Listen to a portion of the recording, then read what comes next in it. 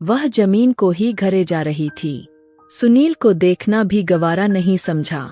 जूते पहनकर आओ, मैं गाड़ी में वेट कर रहा हूँ, अपने अकड़ू अंदाज में बोलता हुआ उठा था। वह चुप से उसके हुक्म को मानते जूते पहनते बाहर आई थी। अपनी जरूरी चीजें भी साथ ले आई थी।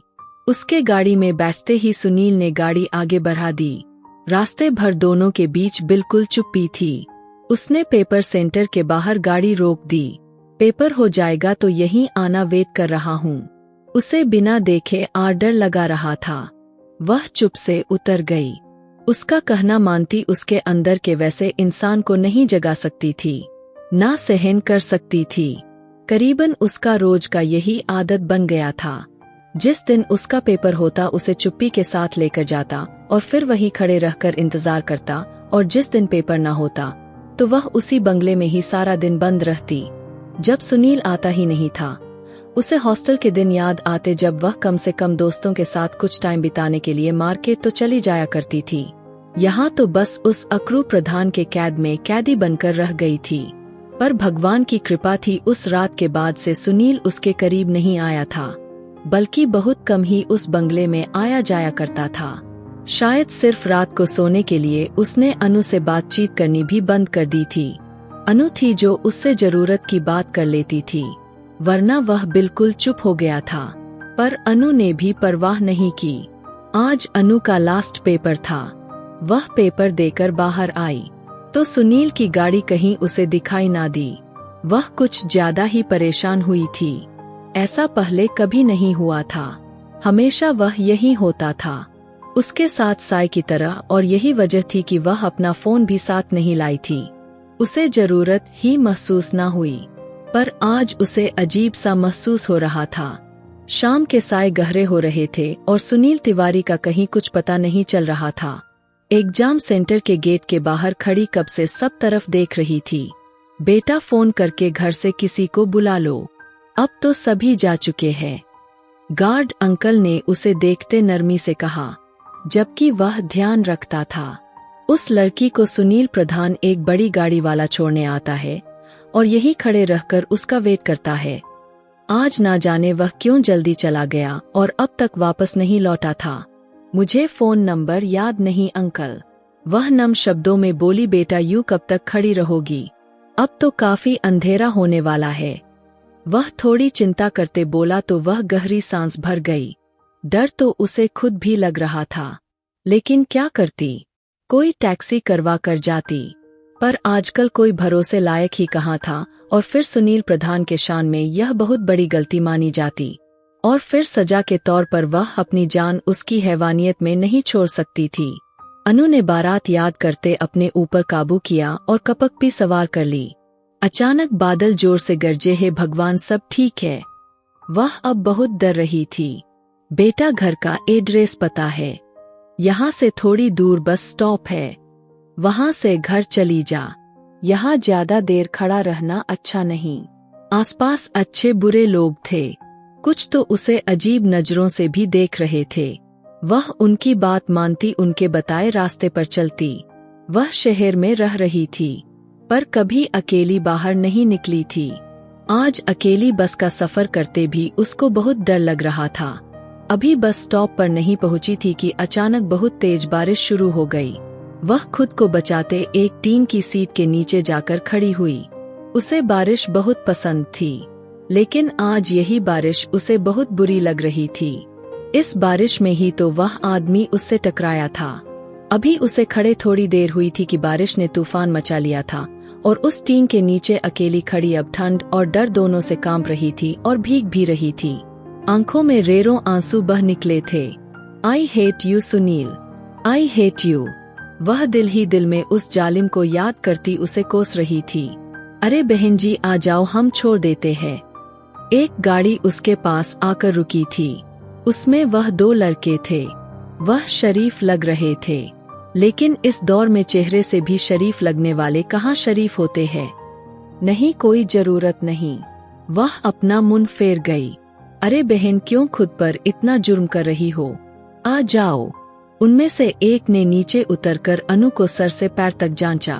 वह आज ब्लू स्टिफोन की साड़ी पहनी थी। अच्छा खासा उस पर खूबसूरत भी लग रहा था। उसमें उसका सारा जिस्म छुपा हुआ था, लेकिन सामने वाले की निगाहें उसे घूरती अनु को अपने जिस्म के आर पार होती हुई महसूस हो रही थी। चलो आ जाओ, नखरे मत करो। उसकी कलाई थाम गया तो उसने जोरदार थप्पड़ उसे मार दिया, जिस पर वह बहुत गुस्से में तिलमिला उठा था। खबरदार, जो मुझे छुआ तो दफा हो जाओ यहाँ से, नहीं चाहिए कोई मदद तुम्हारी। वह गुस्से से बोली, लेकिन सब थोड़े कांप रहे थे। ऐसे नहीं सुनेगी, डालो इसे गाड़ी में। ड्राइविंग सीट पर बैठे आदमी ने तेजी से कहा। उसकी बात सुनते अनु ने पास खड़े लड़के को जोर से धक्का दे दिया। वहां से भागकर तेज बरसाती बारिश में सुनील की इज्जत सड़कों पर भाग रही थी। और ऐसा क्यों न होता, जब सुनील दूसरों की बहन बेटियों की इज्जत को दांव पर लगाने चला था, तो अपनी इज्जत कैसे सुरक्षित कर सकता था? हमेशा तो ऐसा होता आया है, मर्द का किया धरा तो औरत को ही चुकाना पड़ता है। क्या आज भी एक मर्द के किए की सजा एक औरत को चुकाना पड़ेगा? सुनील कॉलेज के बाहर गाड़ी में बैठा अनु के पेपर खत्म होने का इंतजार कर रहा था कि अचानक उसके मोबाइल पर उसके खास आदमी का फोन आया था कि स्नेहा का पता चल गया है। उसे एक लड़की और लड़के के साथ यहाँ के सिटी मॉल में देखा गया है। सुनील ने उसे स्नेहा का पीछा करने को कहा और खुद उसकी बताई गई लोकेशन पर पीछा करने लगा और जल्द ही उनका पीछा करता उनके गांव तक पहुंच गया। जैसे ही स्नेहा उस लड़के और लड़की के साथ गाड़ी से उतरी, अपने सामने सुनील को देख बुरी तरह से डर गई। होठों से मुस्कान एकदम से गायब हुई थी। बेकाबू साथ खड़े उस आदमी की कलाई को जोर से थाम गई, जिसे सुनील ने बखूबी नोट किया था। तुम्हें क्या लगा, तुम मुझे धोखे देकर मुझसे छुपकर यहाँ से भाग जाओगे और मुझे पता भी नहीं चलेगा? सिगरेट सुलगाता उसका धुआं हवा में छोड़ता दहाड़ा था। कौन है आप, और इस तरह कैसे आप मेरी पत्नी से ऐसी बात कर सकते हो? सुंदर के बीच में इस तरह से आना सुनील को बहुत बुरा लगा था, लेकिन उसकी पत्नी कहना सुनील के आंखों में मिर्ची पड़ने जैसा था। पत्नी मतलब तुमने शादी भी कर ली? चलो फिर इस सिरफिरे मोहब्बत का यही अंजाम कर देते हैं और किस्सा ही आज खत्म कर देते हैं।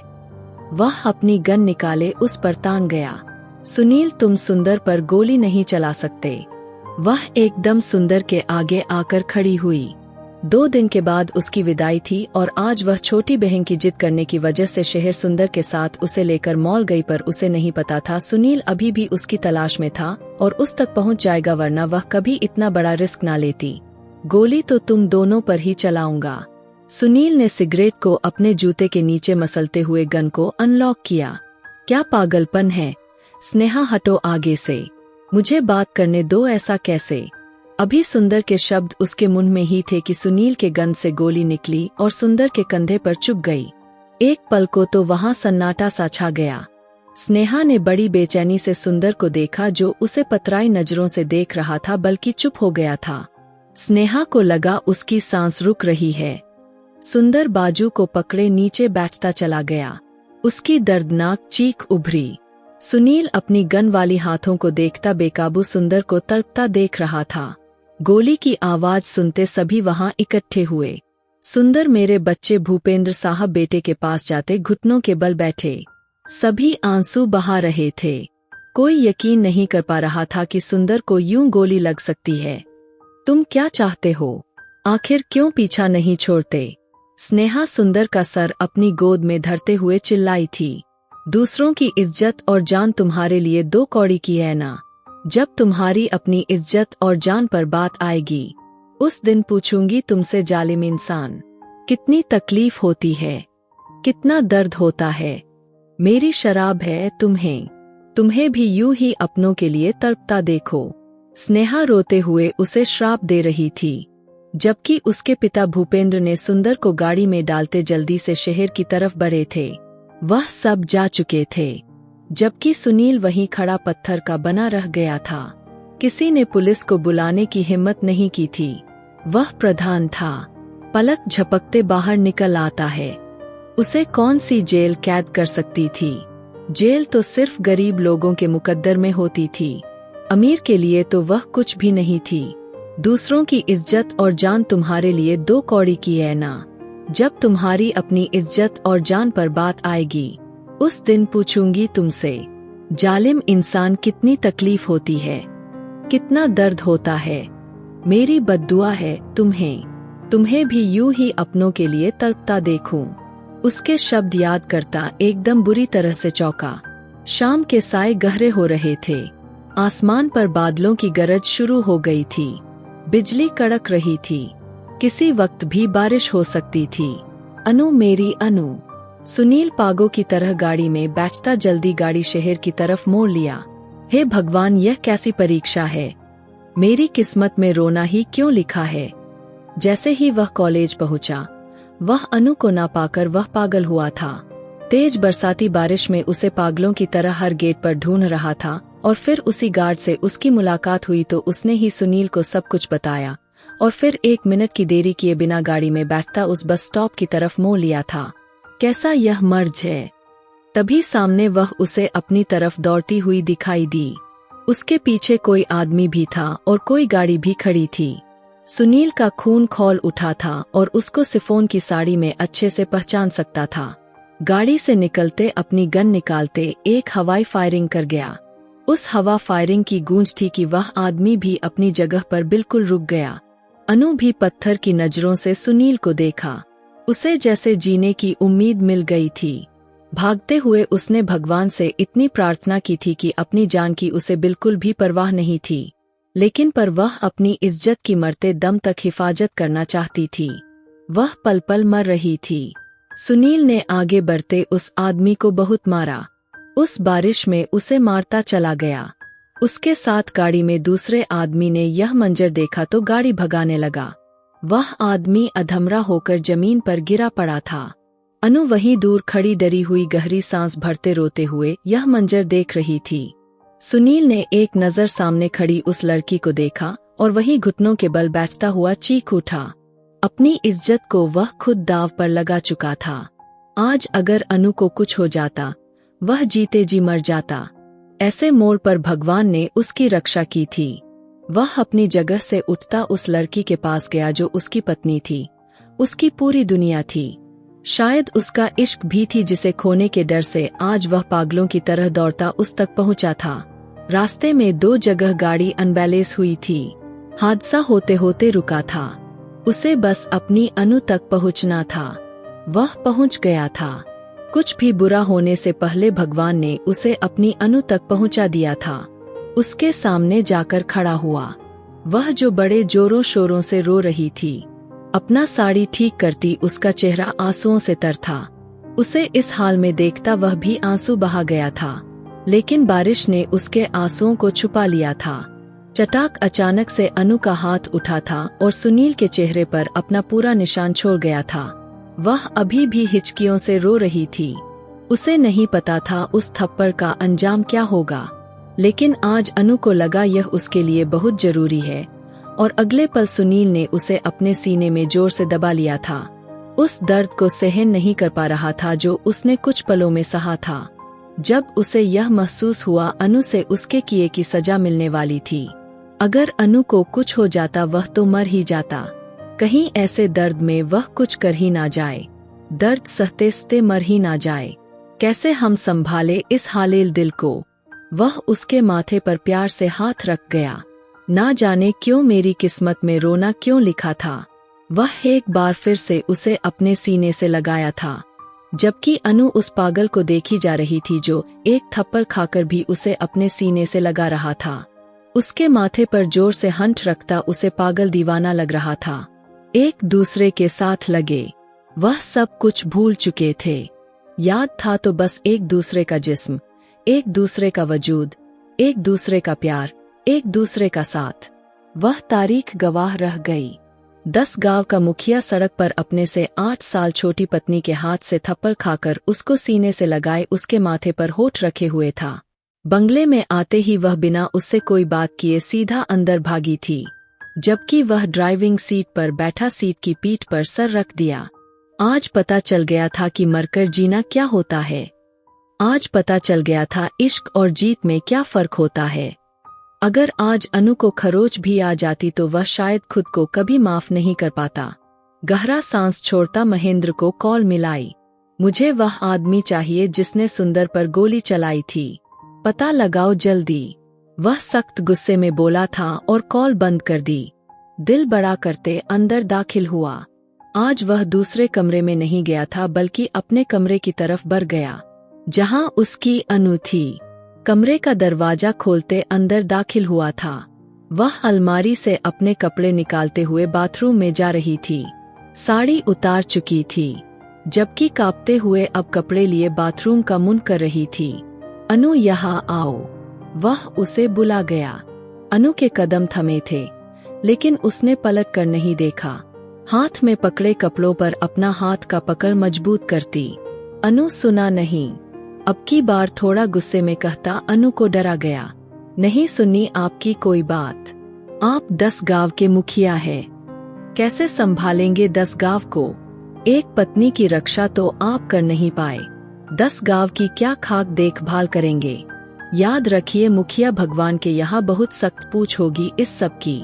आपके बारे में आप मुखिया है, बस नाम के नहीं। अगर किसी एक बेकसूर के साथ भी गलत होती है तो भगवान आपसे उसका हिसाब जरूर लेगा। वह उंगली उठाकर उसे वार्निंग कर रही थी और सुनील वह खड़ा अकड़ू इंसान जो सबको अपने से कम समझता था, सिर्फ अपनी पहचान से मोहब्बत करने वाला आदमी था, आज अपनी ही पत्नी के शब्दों से अपने जमीर पर बोझ महसूस करने लगा था। वह उसे चुप से देखकर मुंह फेर गई और दोनों हाथों से चेहरे पर हाथ रखकर फूट फूट कर रो दी। वह खुद उसके पास चलता हुआ आया। उसके हाथों को थामना चाहा पर वह सुनील के गिरेबान तक पहुंच चुकी थी। क्यों किया आपने मेरे साथ यह सब? मैं इतनी देर तक आपका इंतजार करती रही, आप नहीं आए, मुझे भूल गए। मैं बस स्टॉप पर कैसे पहुंची मैं ही जानती हूँ, यह मेरे भगवान जानते हैं। जिस पल उस आदमी ने मेरी कलाई थामी थी, जी चाहा मैं खुद को आग लगा दूं। वह बिलक बिलक कर रोई थी, हिचकियों से उसे अपने दिल का सारा हाल बता रही थी और वह उसे सुन रहा था, बस उसे देखे जा रहा था और सुनते जा रहा था। बहुत दिल से मैंने प्रार्थना की थी, भगवान आपको कहीं से भेज दे, मेरी इज्जत को बचा ले। आप ना आते तो क्या होता मेरा? वह मुझे ले जाता। हिम्मत नहीं किसी वह सुनील की औरत को हाथ भी लगा सके, हाथ जड़ से उखाड़ कर फेंक दूंगा। अनु की इस बात पर वह एकदम ऊंची आवाज में दहाड़ा। अनु बिल्कुल डरकर उसे कांपते हुए देखने लगी। अब बाकी के शब्द हालत में ही दम तोड़ गए थे। तकलीफ भी थी। इतना खुदगर्ज इंसान उसके सामने खड़ा उसका ही पति था, लेकिन उसके दिल में कोई और लड़की बसती थी। यह एहसास सख्त जानलेवा था। तुम सिर्फ मेरी हो, सिर्फ मेरी अनु हो तुम। और उसको अपनी बाहों में भरकर सीने से लगाता, उसका चेहरा चूमने लगा। अनु का दिल जोर से धड़कने लगा। वह भी यह कह सकती थी आप सिर्फ मेरे हैं, सुनील सिर्फ मेरा है। वह दर्द से बोली थी और इस एक पल को सुनील ने उसकी पूरी आंखों में झांकना चाहा जहां सिर्फ वही था, और मोहब्बत से उसके होंठ पर झुकता उसके होश उड़ा गया कि हाथों की पकड़ उसके कमीज के कॉलर पर मजबूत हुई थी। आज उसकी मोहब्बत में उसे दीवानगी महसूस हुई थी। उसकी सांसों को अपनी सांसों में महसूस कर रहा था। उस मासूम नाजुक उखड़ती सांसों को महसूस करता। जरा सा पीछे हटा, फिर उसके आसपास अपनी पकड़ को कमजोर किया। वह उसी के सहारे खड़ी थी। सुनील सिर्फ अपनी अनु का ही है और हमेशा अपनी अनु का ही रहेगा। आखिरी सांस तक उसे आज भरोसे का डोर थमा गया था, जिसके लिए वह कब से पागल हुई थी। मेरी कसम खा। वह उसका हाथ थामे अपने सर पर रखते हुए धीमा सा मुस्कुराई थी। उसके सर से हाथ हटाता अपने उससे वादा किया था, और उस मासूम अनु उसके हर वादे पर आज शायद विश्वास कर रही थी। सामने खड़े आदमी की आंखों में वह सच्चाई देख सकती थी। उसके वादे ने अनु का दिल उसके लिए खोल दिया था। वह प्यार से उसके सीने में समाई थी और सुनील ने उसे अपनी बाहों में बेकाबू होता समेट लिया था और एक गहरी सांस भर गया था। वह उसकी थी, सही सलामत उसके सामने थी। वह उसे किसी हाल खुद से अलग नहीं कर सकता था।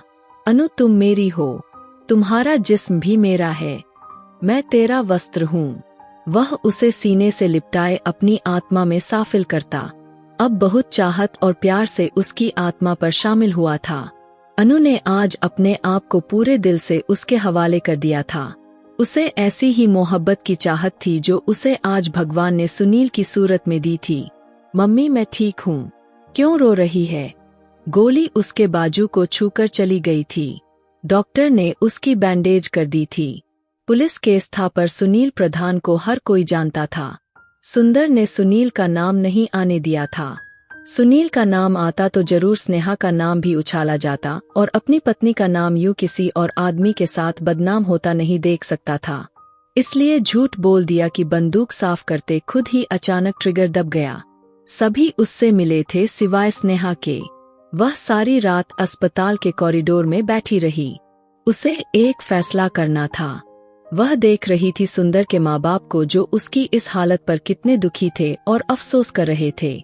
वह अपनी वजह से सुंदर को किसी मुश्किल में नहीं डाल सकती थी, इसलिए वह फैसला कर चुकी थी अब दिमाग से तसल्ली से, जबकि दिल सुंदर का हो चुका था। रात भर उसे अस्पताल में रखा गया। सुबह उसे डिस्चार्ज मिला था।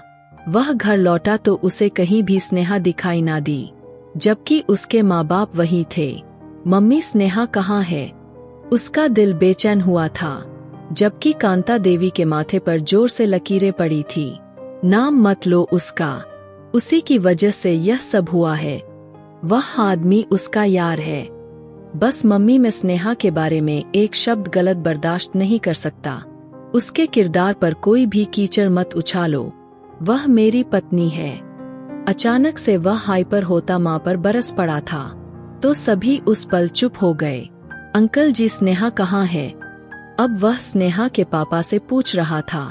बेटा, तुम्हारी मम्मी ठीक कह रही है, तुम्हें अपने बारे में सोचना चाहिए।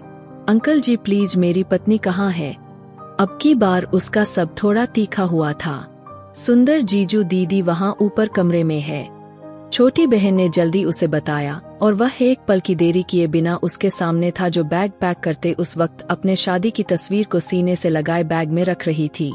अचानक वह आंधी तूफान बनकर उसके सामने आकर खड़ा हुआ था। क्या बदतमीजी है! आपको अपने पति की परवाह है या नहीं? एक बार भी मिलने नहीं आई। मेरे होने या ना होने से तुम्हें कोई फर्क नहीं पड़ता। स्नेहा, मर जाऊं तो? स्नेहा तड़प कर उसके होठों पर हाथ रख गई। आप ऐसी बातें मत करो। हाँ तो एक बार भी तुमने अपना चेहरा नहीं दिखाया। जानती है, आपका चेहरा इस मरीज के लिए एक दवा का काम करता और इस हालत की जिम्मेदार भी तो मैं ही हूं ना। मेरी वजह से आज आप वह बिलक बिलक कर रो दी। अच्छा, तो आप इस हालत की जिम्मेदार हो, इसलिए मुझे छोड़कर जा रही हो? उसका बैग देखकर बड़ी गुस्से से बोला। आप कौन होती है यह डिसाइड करने वाली? आप मेरी धर्म पत्नी है। मैंने आपसे शादी की है और सातों वचन निभाने की कसम खाई है। हर मुश्किल में मैं तुम्हारा साथ दूंगा। तो फिर आज अकेले कैसे चल पड़ी? अगर अपना कदम भी आपने बाहर निकाला तो जान ले लूंगा आपकी, समझी? वह एक बार फिर से उसे थामे बोला। उसके दूसरे बाजू पर बैन थी जिस पर अब उसे तकलीफ का एहसास बढ़ने लगा था। सुंदर, आपका जख्म उसके तरफ लपकी। झूठी नाटक करती हो। जब परवाह नहीं है तो करीब मत आओ। वह अब अपने शब्दों से उसे चोट पहुंचा गया। आप कौन होते हैं मुझे खुद से दूर करने वाले? वह उसके पास आता उसका चेहरा अपने हाथों में थाम गई और धीरे से उसके माथे पर होंठ रखे, जिससे सुंदर का गुस्सा पल भर में छूमंतर हुआ। तुम जा रही थी ना? अब वह शिकायती अंदाज में बोला। कहीं नहीं जा रही आपको छोड़कर। स्नेहा मर जाएगी आपके बिना। वह रोते हुए उसके सीने से जा लगी तो सुंदर के अंदर बहुत सुकून सा उतर गया। अपना एक हाथ उसके कमर के पास बांधे उसे अपने मजबूत बाहों में भर लिया। सुनील अनु को लिए गांव वापस आ गया, लेकिन आने से पहले स्नेहा और सुंदर से मिलकर खुद को क्लियर करके आया था। असली मुजरिम भी पकड़ा गया था, जो कि लोकनाथ था, जो मारने तो सुनील को आया था, पर उसे यहाँ किसी और पर गोली ताने देखा तो अपना इरादा बदलता वह सुनील को फंसाता उसके सामने खड़े आदमी पर गोली चला गया। यह बात सुंदर भी जानता था कि गोली सुनील के गन से नहीं निकली थी, क्योंकि वह जिस तरफ खड़ा था गोली दूसरी तरफ से आई थी और सुनील उसके बिल्कुल उल्टा खड़ा था। स्नेहा से अपने बुरे व्यवहार की माफी मांगता अपने अनु के पास लौट आया था। अनु का हाथ थामे वह हवेली में दाखिल हुआ तो उज्ज्वल साहब के चेहरे को एक मुस्कान ने छुआ था। सुनील के माँ बाप भी उन दोनों को एक साथ खुश देखकर बहुत तसल्ली में हुए थे। भगवान की कृपा है, उसने हमारे नाती को वापस मिलवा दिया। हम जल्दी ही अपने दोस्त की नाती की विदाई करवाएंगे। उज्ज्वल साहब ने मोहब्बत से सुनील को गले से लगाते कहा, नाना जी, विदाई तो हो गई है, अब फंक्शन की तैयारी करो। वह उन्हें बताता मुस्कुराया था, जबकि अनु शर्माकर सर झुकाए अंदर भाग गई थी। नाती के बाद पर उज्ज्वल साहब ने पूरी हवेली को सजाने का हुक्म दिया था। वे आज रात ही रिसेप्शन करना चाहते थे। तिवारी परिवार के घर उस वक्त खुशियां छाई हुई थी। लोकनाथ अब पुलिस के हिरासत में था और कमलनाथ पागल हुआ था अपने बेटे को छुड़ाने के लिए। ऐसे में अनु और सुनील के रिसेप्शन का सुनकर उनको और ज्यादा गुस्सा और दुखों ने घेर लिया था, क्योंकि आज लोकनाथ उन्हीं की वजह से जेल में था। लेकिन उन्होंने अनु को अपने साथ ले जाने से मना कर दिया। उन्हें कौन सा अनु मोहब्बत थी। उन्होंने उसकी मां को कभी नहीं अपनाया तो उसकी बेटी को कैसे अपना लेते। वे तो अनु को मोहरा बनाकर तिवारी परिवार को तोड़ना चाहते थे, लेकिन सब कुछ उल्टा हो गया था। अब उन्हें लेने के देने पड़ गए थे। अनु के माँ बाप को उन्होंने जहर देकर मारा था और ऐसे ही अनु को मनहूस कहकर उस घर से निकाल दिया गया था। उज्ज्वल साहब ने उस अनाथ बच्ची को पाल लिया था, क्योंकि वह उनकी दोस्त की नातिन थी। उन्होंने अनु को अपने सीने से लगाया। हे भगवान, अनु के पिता के आत्मा को शांति देना, उसके दुश्मनों की आत्मा को पूरी दुनिया में भटकाना। वह अपने दुश्मन को बहुत श्राप दे रहे थे। गोलियों की गूंज, ढोल की धाप, पटाखे की आवाज पर गांव की मुखिया 10 गांव के मुखिया का रिसेप्शन था। बड़ी धूमधाम से मनाया गया था। इस सब से फ्री होते रात के करीब 2 बजे वह कमरे में आया, जहां दुल्हन के कपड़ों में उसकी से सजाए उसका इंतजार कर रही थी। वह प्यार से बोला, मैं बहुत थक गया हूँ, गांव के फंक्शन थका देते हैं। वह बिस्तर पर ढेर होता धीरे अंदाज में बोला, तो अनु ने अपना घूंघट उलटकर उसे अचंभों से देखा। उसका दमकता रूप देखते एक पल को सुनील की हार्ट बीट मिस हुई। मतलब सुहागरात नहीं होगी ना, और ना ही मुन दिखाई। वह मुन बनाकर बोली, सुहागरात तो मैं मना चुका हूँ। हाँ, मुन दिखाई रह गई है। करीब आकर थोड़ा अच्छे से अपना चेहरा दिखाओ, फिर सोचूंगा। वह उसे कलाई से थामे अपनी तरफ खींच गया। वह सीधा उसके सीने पर जा गिरी। मुन्ह दिखाई दे मेरी, वह रूठे अंदाज में हक जताते बोली, जो सुनील के दिल को छू कर रह गया। उसकी थोड़ी पर होठ रखता, अब उसके होठों को अपने होंठ में लेता।